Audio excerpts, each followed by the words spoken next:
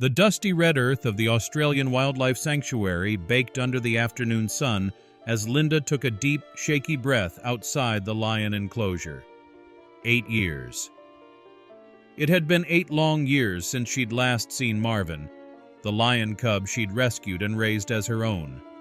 Now, standing before the massive enclosure holding the 500-pound adult male, her stomach churned with equal parts hope and terror. Would he remember her? Or would she just be another stranger to the now fully grown predator? The sanctuary staff had warned her. "He's not the same," they'd said. "After you left, something in him changed." Marvin had rejected every new caretaker, growing increasingly withdrawn and unpredictable. The once playful cub had become a brooding, solitary adult who spent his days staring at the gate where Linda had last disappeared. Linda's mind flashed back to their first meeting on that fateful safari in Africa. She'd been leading a tour group when they stumbled upon evidence of poachers, fresh tire tracks, scattered shell casings. Then came the sound that would change her life forever. The pitiful whimpers of a terrified lion cub, barely weaned, hiding in the brush. His mother had fled the gunfire, leaving the helpless baby behind. Against all logic, Linda had scooped up the golden-furred cub and made an impossible decision. She quit her job, relocated continents, and devoted herself to raising Marvin at the sanctuary. For 3 magical years, they were inseparable. She bottle-fed him, played chase with him as he grew, even slept curled up beside him in his enclosure during thunderstorms when the noise frightened him. Their bond defied everything experts knew about human-wild animal relationships. Then came the phone call that shattered their world. Linda's elderly mother had taken a bad fall halfway across the country. The doctors said she'd need full-time care. Linda faced an impossible choice: her human family or her lion son. With tears streaming down her face, she'd said goodbye to Marvin, promising through sobs that she'd return. What happened next broke the hearts of everyone at the sanctuary. Marvin refused to eat for days. He paced his enclosure endlessly, stopping only to stare at the gate. When new caretakers tried to interact with him, he'd either ignore them completely or growl in warning. His magnificent mane lost its luster. His powerful frame grew thin. It was like watching someone die of a broken heart, one keeper later recalled. Years passed. Linda cared for her mother as her health declined, following Marvin's life through occasional updates from the sanctuary. Each report grew more concerning. Marvin had attacked a caretaker's rake, though not the person. He'd stopped participating in enrichment activities. He spent entire days lying motionless in the shade. When Linda's mother finally passed peacefully in her sleep, the first thing Linda did was book a flight back to the sanctuary. Now, standing before Marvin's enclosure, she barely recognized the hulking beast where her playful cub had been. The staff's warnings echoed in her mind. "He's unpredictable now. We can't guarantee your safety." Taking a trembling breath, Linda stepped through the secondary gate into the enclosure's buffer zone. Marvin was dozing under a tree some 30 yards away. At the sound of the creaking gate, his massive head lifted instantly. Those golden eyes, the same eyes that had stared up at her trustingly from a cub-sized face, now locked onto hers with unnerving intensity.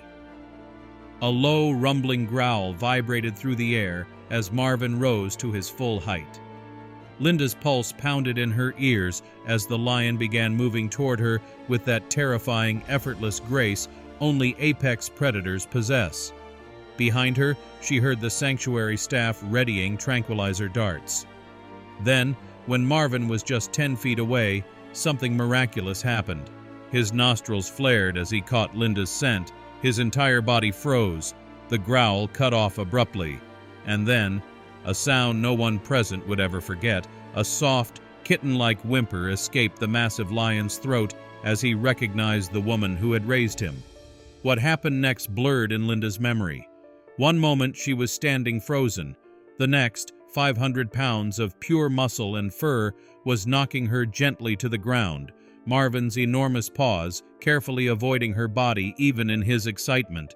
His rough tongue licked her face repeatedly as he made a sound somewhere between a purr and a whine, his entire body trembling with joy.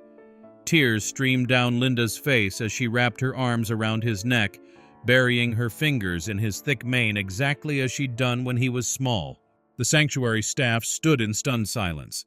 Veterinarians later explained it shouldn't have been possible. Lions typically have limited long-term memory for individual humans, especially after so many years. Yet Marvin hadn't just remembered Linda. He'd responded to subtle cues and commands she'd taught him as a cub, behaviors no other caretaker had ever witnessed. In the weeks that followed, Marvin transformed before everyone's eyes. His appetite returned with a vengeance. His coat regained its golden sheen. He began playing with enrichment toys like a cub again, often waiting by the gate each morning with one of Linda's old shoes, which he'd apparently been hoarding for years, gently held in his jaws. Linda returned to work at the sanctuary, spending every possible moment with her lion soulmate. Their morning routine became legendary among staff. Marvin would help with chores by carrying buckets in his powerful jaws, always careful not to puncture them with his teeth. During hot afternoons, they'd nap together in the shade, Linda using his massive flank as a pillow just as she had when he was small. Scientists who studied their bond were baffled. Brain scans showed Marvin's neural activity spiked in unique patterns when interacting with Linda compared to other humans. His vocalizations around her contained frequencies and rhythms found nowhere else in recorded lion communication. Some researchers theorized their bond had created a sort of interspecies language unique to them. For 8 more years, until Marvin passed peacefully of old age with Linda stroking his mane, they proved that some connections transcend the boundaries of species, time, and even death.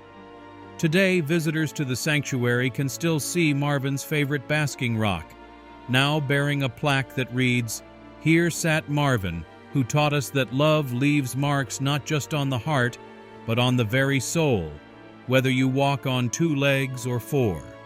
Their story remains one of biology's great mysteries, a living testament to bonds we're only beginning to understand, and to the incredible capacity for love that exists across the animal kingdom. As Linda often says when asked about their connection, "We didn't speak the same language, we didn't come from the same world, but we understood each other perfectly."